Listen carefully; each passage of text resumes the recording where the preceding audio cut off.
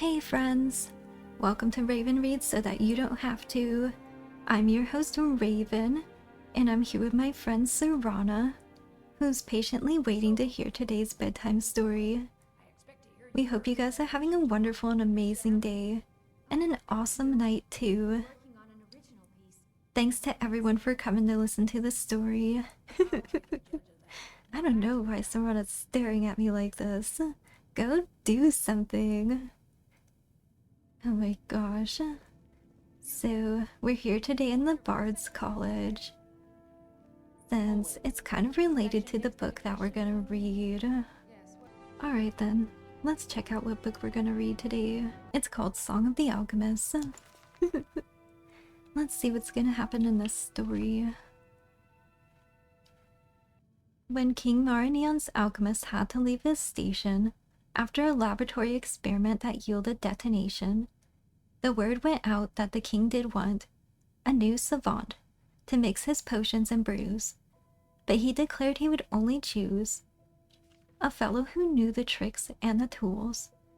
The king refused to hire on more fools. After much deliberation, discussions, and debates, the king picked two well-learned candidates, Ian Thippus Minthurk and Umphatic Fair. An ambitious pair vied to prove which one was the best. Said the king, there will be a test.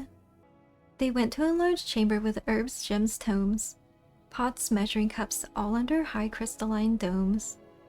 Make me a tonic that will make me invisible, laughed the king in a tone some would call risible.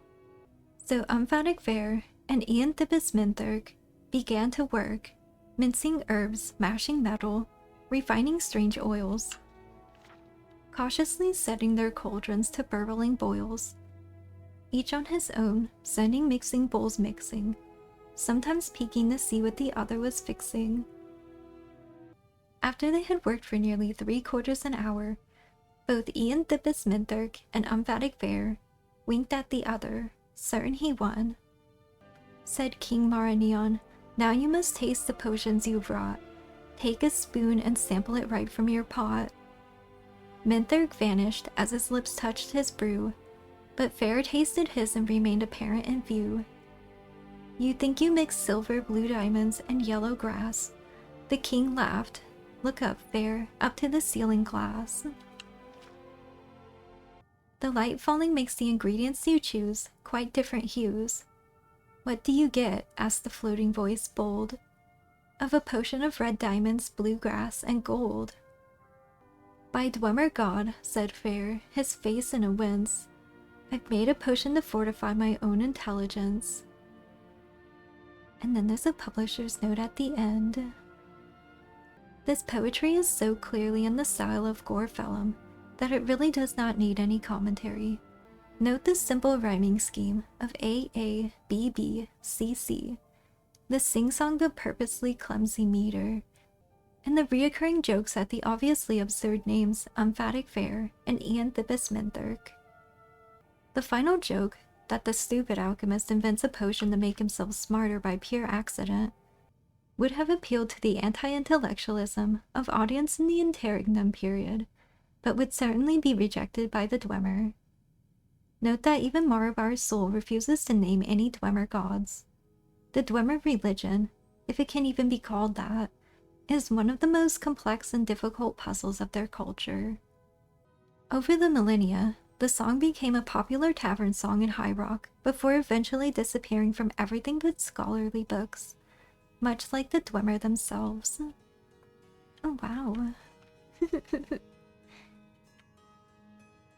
Well, it sounds like he created a pretty good potion anyways, if it fortified his intelligence. I don't see anything wrong with either of those alchemists. Okay, let's check out the other book. It's a bit more long than that one. Alright, here's the next story of the series. Chimarvamidium. This one has some hard words in it. After many battles, it was clear who would win the war. But Chimar had great skills in magic and bladery, but against the armored battalions of the dwemer, clad in the finest shielding wrought by Janago, there was little hope of their ever winning. In the interest of keeping some measure of peace in the land, Stovin the warlord agreed to a truce with Karanithal Bearif the Beast. In exchange for the disputed lands, Stovin gave Bearif a mighty golem, which would protect the Chimer's territory from the excursions of the northern barbarians. Bearif was delighted with his gift and brought it back to his camp, where all his warriors gaped in awe at it. Sparkling golden hue, it resembled a dwemer cavalier with a proud aspect. To test its strength, they placed the golem in the center of an arena and flung magical bolts of lightning at it. Its agility was such that a few of the bolts struck it. It had the wherewithal to pivot on its hips to avoid the brunt of the attacks without losing its balance, feet firmly planted on the ground. A vault of fireballs followed, which the golem ably dodged, bending its knees and its legs to spin around the blast. The few times it was struck, it made certain to be hit in the chest and waist, the strongest parts of its body. The troops cheered at the sight of such an agile and powerful creation. With it leading the defense, the barbarians of Skyrim would never again successfully raid their villages. They named it chimarvamidium, the hope of the Chimer. Bearif had the golem brought to his chambers with all his house thanes. There they tested chimarvamidium further, its strength, its speed, its resiliency. They could find no flaw with its design. Imagine when the naked barbarians first meet this on one of their raids, laughed one of the house thanes. It is only unfortunate that it resembles a dwemer instead of one of our own, mused Karanithal Bearif. It is revolting to think that they will have a greater respect for our other enemies than us. I think we should never have accepted the peace terms that we did, said another, one of the most aggressive of the house thanes. Is it too late to surprise the warlord Stovin with an attack? It is never too late to attack, said Bearif. But what of his great armored warriors? I understand, said Bearif's spymaster, that his soldiers always wake at dawn. If we strike an hour before, we can catch them defenseless, before they've had a chance to bathe, let alone don their armor. If we capture their armorer Janago, then we too would know the secrets of blacksmithery, said Bearif. Let it be done. We attack tomorrow, an hour before dawn. So it was settled. The Chimer army marched that night and swarmed into the Dwemer camp. They were relying on chimarvamidium to lead the first wave, but it malfunctioned and began attacking the Chimer's own troops. Added to that, the Dwemer were fully armored, well-rested, and eager for battle. The surprise was turned, and most of the high-ranking Chimer, including Karanithal Bearif the Beast, were captured. Though they were too proud to ask, Stovin explained to them that he had been warned of their attack by a calling by one of his men. What man of yours is in our camp? Sneered Bearif. Chimarvamidium, standing by the side of the captured, removed its head. Within its metal body was Janago the armorer. A Dwemer child of 8 can create a golem, he explained. But only a truly great warrior, an armorer, can pretend to be one. Oh my gosh. And then there's a publisher's note. This is one of the few tales in this collection which can actually be traced to the Dwemer.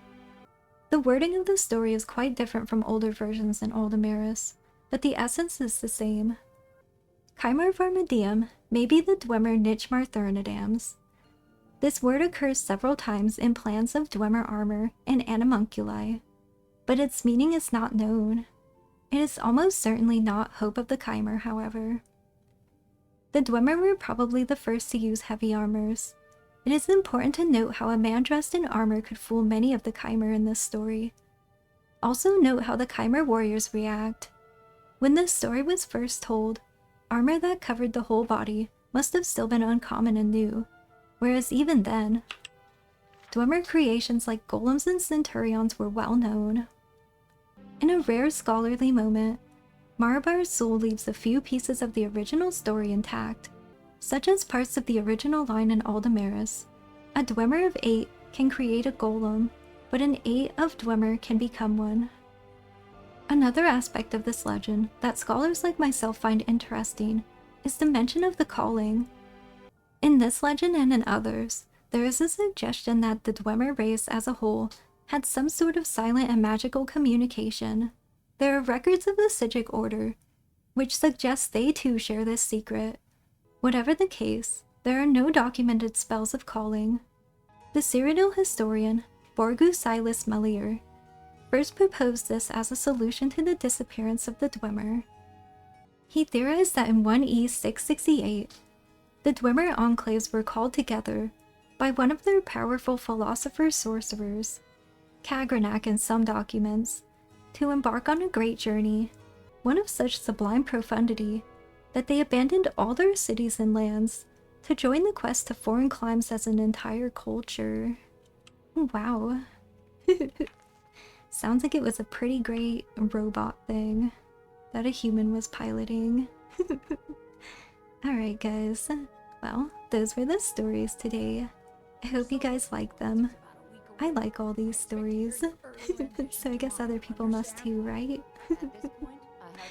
Alright, if there's anything you want to hear, go ahead and leave it in the comments and I'll see what I can do. So, thanks for watching everyone. Thanks for coming to the bedtime story. I'll see you guys again next time. Bye for now.